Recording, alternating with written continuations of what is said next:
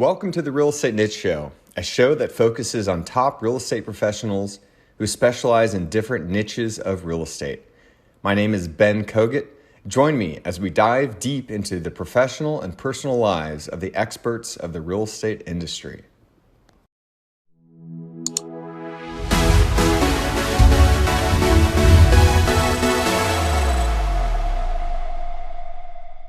Welcome to the Real Estate Niche Show. I'm your host, Ben Kogut. Today, I have a friend of mine, a dear friend, a co-founder of the Next Level Mastermind, Adam Carswell. He's a real estate entrepreneur. He's a podcaster. He's also a LinkedIn power networker and a new media marketing maverick. Adam's experience in marketing and network management has set him apart from the crowd. He is the co-founder of RaiseMasters, which is the #1 mastermind for elite capital raisers. And he has earned the moniker of the voice of liberty as the master of ceremonies for Liberland anniversaries, as the host of the nation's podcast, The Liberland Show. He's also a cryptocurrency pioneer and co-host of the Blockchain Real Estate Summit that I had the honor of attending here in Austin. And over the years, Adam has interviewed world leaders such as Grant Cardone, Doug Casey, Roger Ver, who that is, and many, many others. There you go. Adam currently resides in Newfoundland, Canada. Adam, thank you so much for coming on the Real Estate Niche Show. How are you, brother? Doing fantastic, and thank you for having me here. And as you go through my bio, I'm like, as a host myself, I feel your pain. Sometimes getting through those bios are, on paper, it's like, oh, it looks beautiful. And then you start reading, you're like, wait, their grammar is wrong. They put a comma here. Like, what are they doing? So you did a great job. Thank you. Thanks, brother. I'm still learning this whole podcasting thing. And thanks to you, shout out Adam Carswell. You were one of the first people ever to invite me on a podcast, probably a couple of years ago. And so thank you for that, for opening my mind to it. It's really been a very positive experience that set me on this path of being on over 20 other people's podcasts, and then now having my own. So thank you for inspiring me. Yeah. It was awesome having you on. Now that you jog my memory, that was when you were really just kind of making your entrance into the world of, I guess, social media marketing. And to say the least, at the least, you've crushed it. We introduced me as a LinkedIn power networker, but I definitely think at this point, you probably have me beat when it comes to just traction and a lot of what I've seen you putting out there. So definitely proud of you. And it's been really cool to see how fast you've gone from basically 0 to 100. A lot of people know who Ben Kogut is now. And also shout out to Jason Ricks, who connected us initially. Jason's introduced me to some pretty cool people in Austin. So I'm looking forward to the next person he introduces me to as well. So let's talk about that. I mean, you are one of the best at marketing I've ever met. What got you into this? And what's been the secret to success? I think that, looking back at my life, I never even would have viewed myself as a marketer. I did start getting in front of a camera and a microphone at a relatively young age. I did go through a phase growing up where I never thought that I would be the guy on stage or singing or whatever, acting. Not that I'm actually singing or acting, but just I never thought that I would be this borderline, entertainment type of guy. MC, there you go. Thank you. And so, but my siblings, it's funny, up until about age 13, it was the other way around. My siblings were, and the reason why I said acting and singing is that they were on stage and they were doing all these things. And I remember saying to myself, literally backstage, because that was like what I was doing at the time while they were, getting all these people clapping and applauding for them. Like, man, I wish that could be me one day. Just never thought it could. And then I picked up a camera like in middle school, and that's what I think it all ended, or it all began from there. I started creating videos and again, got more comfortable on camera and podcasting. All that studied broadcasting throughout college. So marketing was the question. Just wanted to provide some context there. I think even through all of that experience, I was one of those people who my entire life, for whatever reason, kind of thought like sales and marketing. There's this weird stigma that sales and marketing are like lesser than a lot of other professions. And what I found is, at the ripe age of 30, there's no better industry to be an expert in than sales or marketing. I mean, it doesn't matter who you are, what type of, you could be the best at something in the world. If you don't know how to market yourself properly and then close the deal, it's not going to matter. And I think they use like Nikola Tesla as an example for that too. He really, now his name's on a few things, right? But his marketing days are beyond his life. I believe it was Edison who was really the brilliant marketer. If I'm getting it right, it was Thomas Edison who really got the credit for the light bulb, but he didn't really, come up with the technology. He just marketed it the best. So that's how I started to realize this is the direction I wanted to go. And as you know, Ben, I'm definitely a disciple of a lot of Russell Brunson's teaching. I also like a guy named Frank Kern.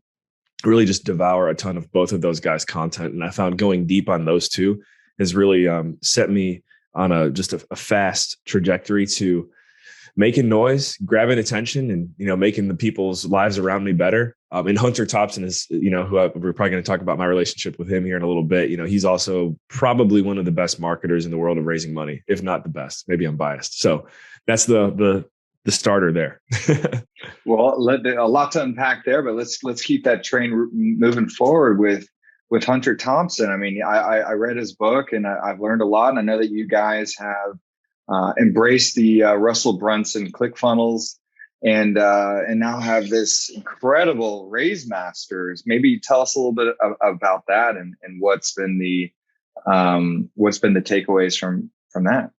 Sure. And just again, my journey and experience getting to know you, I think looking back on everything kind of fueled this experience, because, we founded the Next Level Mastermind, which is a little bit more of a closed group during the initial phases of COVID. And then I think some of the things that I learned through managing that group with you transpired over into this idea that, Hunter and I really got to give him credit. He's the one who identified that there's a real need for, an environment for capital raisers to come together and level up together. But once we identified it, we just completely zoned in on it and didn't look back. And I think the coolest piece about, again, working with Hunter, which for context, 4 years ago, it was only about 4 years ago, not even, I quit my W-2 to get into real estate, which all I thought that existed in real estate at the time was like HGTV, right? Like I became a realtor. I just didn't know anything else, but I knew I wanted to go this way. I knew I wanted to be an entrepreneur.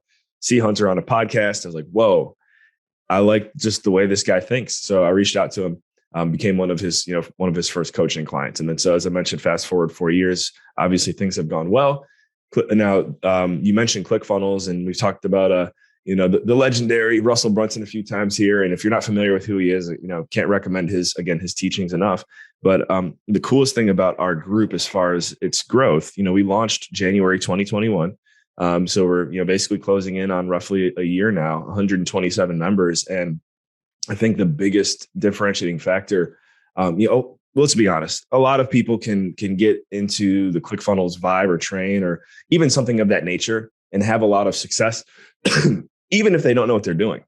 The coolest thing about what we're doing is Hunter has a decade of experience of attracting investors. And as we say, he actually had moments where he scrambled for capital, but those days are, for the most part beyond. And now we're able to educate people on how to get to the same level. So I think that has been, as far as I'm trying to remember specifically the question, but, to attribute the good times and success that we've had so far, it's a combination of being plugged into the right community for leadership as far as, mastermind management. And then the combination of, Hunter's experience. And I kind of just get to be the glue of everything. And if we want to talk about, my role within the group or, whatever's coming to mind for you here, I'm happy to take the conversation that direction. Yeah. Share with us a little bit more. I want people to understand what your roles within RaiseMasters, and maybe just tell a little bit more about who RaiseMasters is attracting and what people are getting out of it. Because I think it's wonderful. Yeah. So I'm going to just restate it here so I don't forget. So my role within the community, and then the second part was what people are we looking to attract, correct? Yeah, sure. Okay. Yeah. My role within RaiseMasters, as I mentioned, is the best way to put it is the glue. And it kind of goes to, I'd say, my background in networking, as we refer to here. I am on the sales front for sure. If anyone is going to become a member of RaiseMasters, you're going to be going through me first. And yes, we do say no. There has been a handful of people that we very politely said, I don't think it's a good fit, or maybe come back later, et cetera. So, playing a little bit of, you got to protect your team. And, this would probably take us a little bit too far down of a rabbit hole, but I do want to say that at one point in my career, I was a college basketball coach, and I had a recent epiphany, in the growth of our group. And I said, oh my goodness, we have a group of people that have now raised a little over, if not more. I actually checked the numbers, but it's over 100 million in 1 year, less than 1 year. And that's championship status in my books. And I like to win. I've got a history of winning in athletics and being successful. Like, okay, I don't know why I didn't think of this. Was like within the past month. I'm like, Hunter, like we're building a team. Like, let's go. we need Ben Kogan. He knows I keep knocking on his door. I want you on my team too. So anyways, that's been my role within the group, is, recruiting talent from an athletic perspective and just bringing in good people. And it's amazing how when we identify people who know what their why is, or are clear on their why and how they want to impact the world. I know it sounds really simple, but those are always the ones who just get it right away. As soon as they hop in, they start adding value, going through the curriculum, the recommendations. Really, I mean, it's also pretty interesting how if you don't deviate from what we're suggesting, you will receive results faster. Interesting how that works, right? But so yeah, that's my role within RaiseMasters is bringing people in. Once they're in, checking in, making sure that you're hitting your goals, and we're all hitting our goals, really, and just making it a fun experience. It's something that, people have no problem saying, okay, yes, we'll be back next year. And then, yeah, to be clear, we kind of I like to break it down at the three different tiers of capital raisers within the group too. First tier is, first of all, we are always looking for people who are at least experienced in real estate or some form of capital raising. So we do have a few members who are in business acquisition, alternative assets, nonprofits, et cetera, but primarily real estate. And, break it into thirds. So you got, about a third are in a position where it's like, okay, trying to just get that first $500,000, million, maybe even $2 million raise to just earn a little bit of reputation in the space. The next third are the individuals who are like, okay, I can get that $500,000, the $1 million, the $2 million raises, but how do I get to 10? Like, how do I get to that next level? How do I get to 8, 9, $10 million raise? That's the next tier. And then our kind of like our top players. And the cool thing is too, is we don't segregate either. It's all one big group. So everyone gets to learn from each other, but kind of our top performers, we got a member who began the year with a $25 million fund. That fund size is now 50 million. Another one who I know before joining RaiseMasters, they had raised 50 million the year before. And so I'm looking forward to seeing what their numbers were this year, but I'm sure it's gotten better. Even us at ASIM, I have to check with Hunter, so don't quote me on this, but I believe we're somewhere between 15 to 20 million raised this year. We got, 3 or 4 other people that raised 10 million. So I don't know. There's just a huge or a nice variety of every level of capital raisers. And as I mentioned, we're just getting started. And my goal is to get this team from 100 million to $1 billion raised. And I think we can, it's going to sound crazy, I think we can do it in 3 years. So thank you. Thank you for letting me elaborate. Yes. You'll get there for sure. There's definitely a lot more capital in the market these days is looking for deals, and you guys are just doing a phenomenal job with all your marketing. So let's fast forward a little bit. I know you guys are putting on the Intelligent Investors Real Estate Conference. I'm going to attend for the first time in Los Angeles in January, and so maybe tell us a little bit about that. Yeah, so this is the conference that we do annually through ASIM Capital, which is the capital raising branch and really the parent company of RaiseMasters. So we do this every year. This year's in partnership with, I believe, I might get a little bit wrong here, but I believe it's Capital Stack, David Co. All I know is the key is David Co. And Hunter are like really good friends. And that's how this has transpired. In the past, we've worked with Phoebe and a few other groups, but the coolest thing about this conference is I do actually remember back to the first one that we did. And even that one was a fantastic turnout. Hunter's wife, Chrissy, is a full-time event planner. She runs a company where she's normally working with, VC-backed companies out of San Francisco. So quite frankly, we get lucky a couple times per year when she decides to wave her magic wand and work with us. But, she creates a fantastic experience for the attendees. Hunter's done a great job through the podcast and other platforms, really attracting sophisticated passive investors. There's a reason with the branding Intelligent Investors Real Estate Conference. There's a few other, popular conferences out there that I've been to as well. And I think you always can get something out of a conference, even if it's like one where you're like, what am I doing here? But what I found with Intelligent Investors Real Estate Conference is because of our marketing and kind of the cream of the crop the cream of the crop just vibe that we try to give off. That's who we attract. And so a lot, not just active, but a lot of passive investors will attend this conference. I know that's definitely been, a huge takeaway for the active investors that show up is, every other hand you're shaking isn't just someone who's syndicating another deal. It's a potential client. So highly recommend that you attend this year. And the website is iirec2022.com. Tickets are still available on sale. It's going to be in LA. And as I mentioned, we do it every year, every January. So if you can't make it this year, no worries. We'll be back. So thank you for the opportunity to talk about that. Yeah, sure. We'll put that in the show notes. And while we're on a similar track, let's talk about the blockchain and real estate conference that you co-hosted in Austin. I mean, geez, Ab, do you realize how much stuff you got going on? It's really, really cool.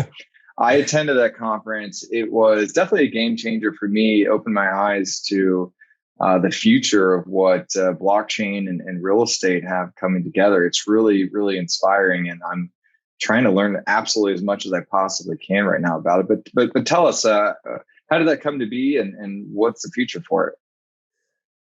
Oh man, how did it come to be?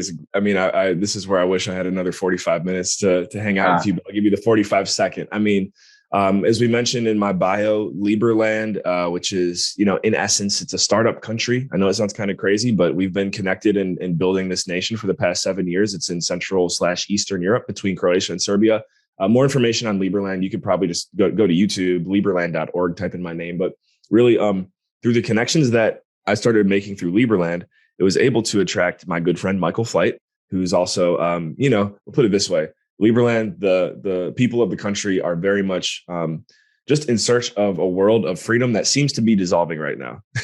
And so, Michael Flight is definitely, my kind of guy when it comes to that. So I was able to kind of bring him in, and he's added a ton of value. But what we ended up seeing was there was someone within the community who was doing a side project who had zero experience in real estate, but was trying to start a real estate cryptocurrency. And Michael's like, and I think they raised like $1 million. And Michael's like, if these guys can raise $1 million and they don't know anything besides how to rent out an Airbnb, then clearly someone with he has 35 years of experience in real estate. Clearly someone in real estate can do that. And by the way, Michael Flight is the CEO of Liberty Fund. Anyone listening, go to libertyfund.io. I met him through Hunter. We've worked extensively. We got a bunch of cool things in the background as well. So, but yeah, so that's where it started. That was probably 2018 with Liberland and Michael and everything. And then fast forward, we ended up putting together and launching Liberty Fund, as I mentioned, libertyfund.io. And that's just kind of where, I guess, looking back on it, that's really where it all started. Was there was a blockchain interest there. And I got to give credit to Michael, who's, I believe, like, he's going to, if he hears this, he'll laugh, but he's like 57 or 58, for having the foresight at that age to be like, hold on, world, this is the future. And he gets that all the time too. He's probably shaking hands with, a bunch of millennials at this conference, Ben included. But so yeah, that's a little bit, I think, that in a nutshell, how I can wrap up the entrance into blockchain. And yeah, I mean, I bought some Bitcoin in 2017 too. So that's where it started. Nice. Very nice. Yeah. I was really impressed. One of the speakers was able to raise capital and bought the St. Regis Hotel in Aspen, Colorado. And I was like, that opened my eyes. And really, there are two main benefits that I discovered in raising capital in this way. Basically, they call it tokenizing, but I would call it fractionalized real estate. And now the technology on the blockchain is there to be able to have smart contracts so that, you're actually buying what you think you're buying. And there was two major benefits that I saw. Number one, the secondary market opportunity. In other words, if someone got into the deal, there's an opportunity for take some of their chips off the table at a later date instead of having to wait until the GP decides to exit. And I thought that was really smart. And then the flip side of that is, like, right now, if you and I or anybody listening wants to own a piece of the St. Regis Hotel, we can go in Aspen, we can go onto a secondary market right now and buy shares and actually own pieces of this. And so I just thought, well, if that's something that's possible, it creates this like snowball effect of like the possibilities of being able to tokenize and fractionalize ownership in just about any kind of real estate at any part of the capital stack. And so, yep. Definitely excited and going to be learning more and maybe diving into that at some point. And yeah, to kind of follow up on that too, just for clarity, as Ben mentioned, so I got to MC the event. It was awesome. Got to hang out with Ben in person, a lot of other people that I hadn't seen in a while because, we're finally starting to get back out there. And you guys can go to blockchainrealestatesummit.com for more. Should be a link in there to our Facebook group. If you can't find it there, it's again, Blockchain Real Estate Summit. Join that Facebook group because we are going to be adding content to it throughout the year. And we are looking at doing it again next fall in Austin. And then I recently had a conversation with Michael about doing an international version in 2023. And I like to fly and travel and all that good stuff. So yeah, there's some really cool things on the horizon. Where do you think it would be internationally? So you're getting the inside scoop here, but I think you'd be okay with me talking about it. Now that you say that, we haven't considered anything in Europe yet, but I probably would want to talk to him about that. What we're gravitating towards is probably somewhere in Central South America. Panama has been kind of known to be a place where that type of vibe would be a good fit. I was looking at a chart recently, and I wish I had it in front of me, but some pretty legitimate data stating that Colombia was something like top 3 international real estate markets in the world right now. And I don't know about you, but I do always feel like I hear stories about Americans or gringos going down there and having a rental or living there, or the dollar definitely goes a long way. And I've been to Colombia too. I don't know if you've been, Ben, but like within the past 3 years, I'll never forget. I look out the window when I'm in my I think I was in an Uber or a taxi. I can't remember, but I look out and I see Uber Eats right there. I'm like, wow, people don't realize, not that Uber Eats is like the definition of a first world country, but Colombia's really developed a lot, I think, since like the reputation that it has from the 90s. Well, this is the Real Estate Niche Show. And let me just assure anybody listening that there is absolutely an opportunity in real estate and blockchain. And if you're thinking that Bitcoin and all these cryptocurrencies are a fad, I would just encourage you to just kind of open your eyes up a little bit more. And there certainly will be things that are fads. So be careful with where you go and what direction. There's a lot of noise out there. But I'm absolutely convinced. You just reminded me, and this blew my mind, because I have been telling people that I don't think that the fractionalized ownership through security tokens that you were just talking about, I was like, yeah, we'll see it. It'll be very common in 5 to 10 years is what I had been telling people. And I just recently had a conversation with a very sophisticated, probably the most sophisticated passive investor I know. And I wish I could name his name, but I just know his level of privacy.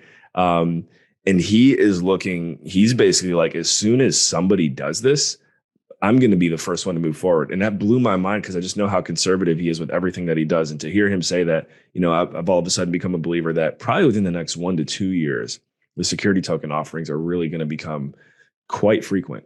I know it sounds crazy, but I think it's around the corner. Yeah. Well, let's pivot a little bit. We're going to talk a little bit more about Adam Carswell, and the question that I'd like to ask is, how does Adam Carswell invest in himself? Very easy, but I can't say that I didn't have this epiphany. So as I mentioned, I'm 30. The first time I actually truly felt like I invested in myself, aside from traditional education, was taking a step forward to receive Hunter's mentorship. That was, around the time when, as I mentioned, I had quit my W-2, and my first stab at non-traditional education, and it has by far been the best money I could have ever spent. There's just no question about it. And when I get on now with RaiseMasters, and there's been other, similar investments with coaching, et cetera, masterminds that I've made along the way, where it's like, to me, it's just a no-brainer now that I've experienced it for myself. But that does seem to be a big challenge for a lot of folks. And I'm sure you've seen it too, Ben, is I think Jim Rohn has the quote, it's like self-development seldom exceeds income or something like that. And, the people who, for example, end up joining RaiseMasters, the ones who get it are the ones like, okay, I'm investing this in me to get to the next level. Not like, oh, should I hold on to it and try and figure it out on my own? And I don't know, traditionally, those seems to be the folks who get stuck. So, how am I investing in myself, I think was the question. And it's just finding the opportunities to receive leadership, coaching, mentorship, teaching, and then actually take action on what you learn too. Well, if Ben could invest in the Adam Carswell stock, I certainly would, because you were incredible. I can't wait to see what happens over the next year, 2 years, 5 years, 10 years, and looking forward to that friendship. The next question is, how does Adam Carswell invest in the community of the world? Yeah. And it's when you thankfully you gave me a heads up on this one, because it's funny. I actually ask this question to people all the time, but it's like, man, I haven't thought about this for myself in a while. And one way that, so recently this year, unfortunately, due to some of the, COVID protocols or whatever, we haven't been able to do it yet. But there are some underprivileged youth here in St. John's where I live that I was doing some coaching on Monday nights with basketball. But another thing that's kind of fulfilled that place, and I'm really grateful for it, and just never thought it was going to happen this way. But you've seen it for yourself. There's been a lot of people over the past year and a half that have reached out to me, and for as far as like guidance and advice with podcasting. And so that's one thing that I've just found, man, I really don't care if it's, taking up my time or free or whatever. I love helping people get started with their show, because I think once somebody finds their voice and they realize the true power of communication over all other skills, that you can just become an unstoppable force the more you refine your skills as a communicator. And I know I don't need to reinforce that with you. And it's great to see that you're doing the podcast too, because you're someone who I feel like, you didn't even really need the podcast in the first place. And now it's on like Ben Kogan on rocket fuel. But, I think the key thing there is, as I mentioned, podcasting, giving back, helping people get their show started. Because once you find your voice, you can do a lot more than you think. Well, I can't thank you enough for inspiring me and encouraging me and helping me with this podcast. And we'll see where it goes. It's, it's exciting. And then the last question, of course, is how does Adam Carswell define the word success? I define the word success as, well, first of all, it is a journey. You think of mountains and valleys. You can never, as much as we want to, we can never really be on the mountaintop forever. We can never really be in the valley forever too. It's just, life comes in waves. So I think for me, what I've found very helpful recently in success is actually taking the time to be grateful for what you're experiencing right now. So I think I want to get this right. Recently, someone said to me, he's like, think about the moment in life where you wanted everything you have now. And I was like, wait, can you say that again? He's like, yeah, think about the moment in life where you wanted everything that you have now.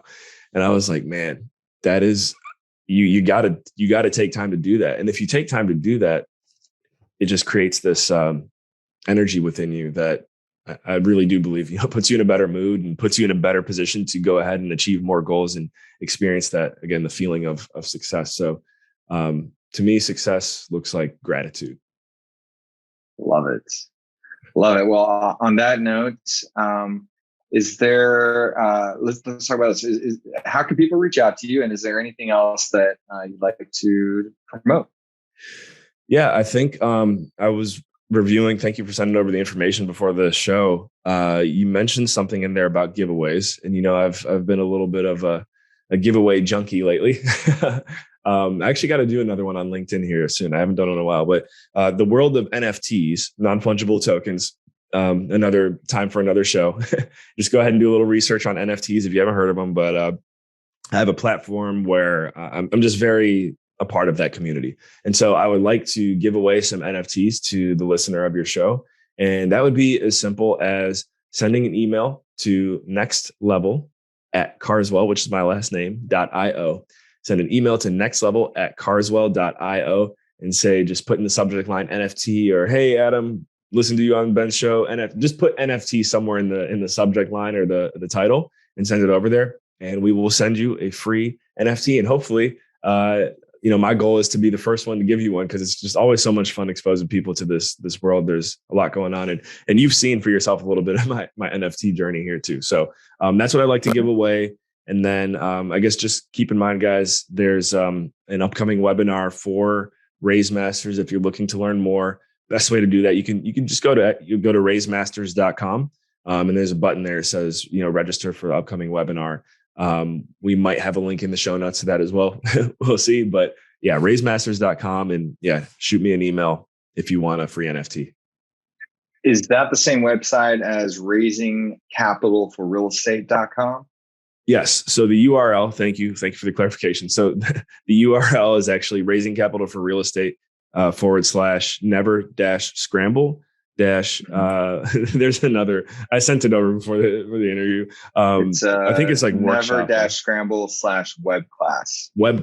Thank you. Yeah, we'll put that in the show notes. Yeah, awesome. Perfect. So if you're looking to get into the world of raising money, or if you're someone who's looking to identify someone to do the capital raising for you, we've had a lot of experiences in the group too, where an operator or sponsor or someone is just trying to get away from that side of the business, and then they find the winning person in the group. So keep that in mind. Great.